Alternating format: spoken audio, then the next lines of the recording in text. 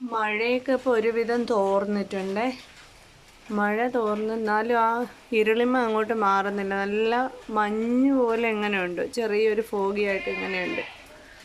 അരിയൊക്കെ രാവിലെ അടുപ്പിട്ടതുകൊണ്ട് അത് തിളച്ച് വെന്തുകൊണ്ടിരിക്കുകയാണ്. അപ്പോൾ പകുതി വേവായി. ഇനി ഞാൻ ഇതിനെ എടുത്ത് നടുക്ക് വെച്ചിട്ട് അരിഞ്ഞു വെച്ച കപ്പയ്ക്ക എടുത്ത് അടുപ്പിയിടും. അപ്പോൾ ചോറും വേവും കപ്പയ്ക്കയും വേവും. അപ്പോൾ നമ്മളെ കുക്കിങ്ങിലോട്ട് കിടക്കാം. ഈ സൈഡിൽ വെച്ചേക്കുന്ന ചായ ചൂടാക്കാനാണ്.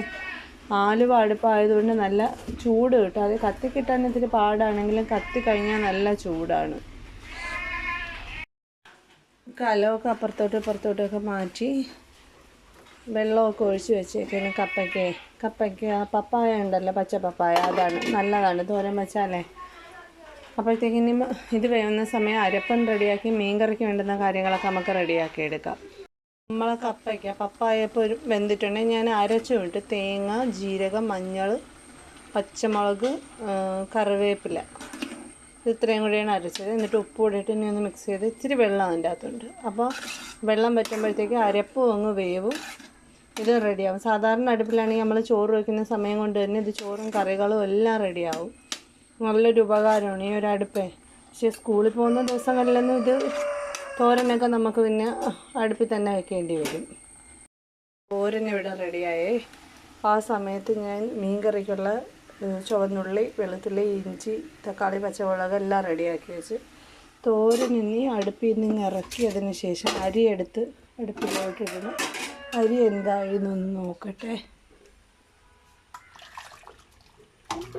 അരി മുക്കാൽ വന്ന് ഇനി ഒന്നുകൂടെ ഒന്ന് തിളച്ചാൽ അപ്പോഴേ ചോറ് ഊറ്റാം.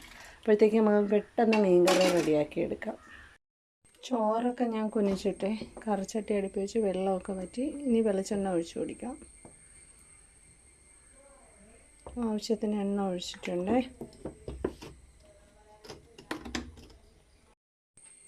ചൂരയാണ് കേട്ടോ അന്നത്തെ മീൻ. ഇതാ മീൻ കറിക്ക് വേണ്ടുന്ന സാധനങ്ങൾ, പൊടികളും കുടംപുളി വെള്ളത്തിയിട്ടതും നേരത്തെ എടുത്ത് വെച്ച് ഉള്ളിയെല്ലാം കൂടെ ചതച്ചെടുത്തതും ഒക്കെ ഇതിൻ്റെ അടുത്ത് തന്നെ എടുത്ത് റെഡിയാക്കി വെച്ചിട്ടുണ്ട്.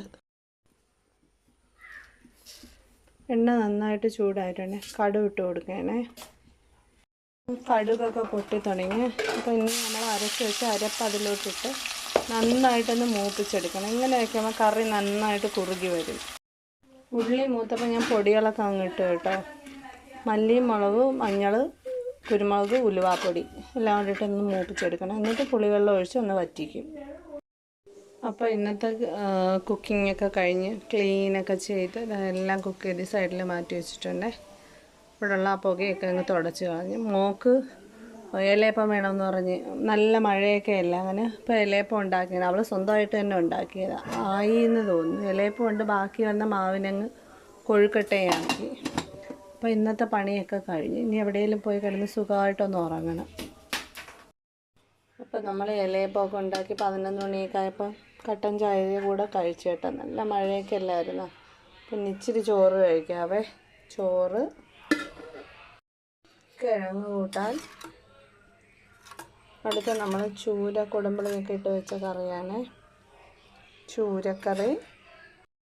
പിന്നെ നമ്മുടെ പപ്പായ, പച്ച പപ്പായയുടെ തോരൻ.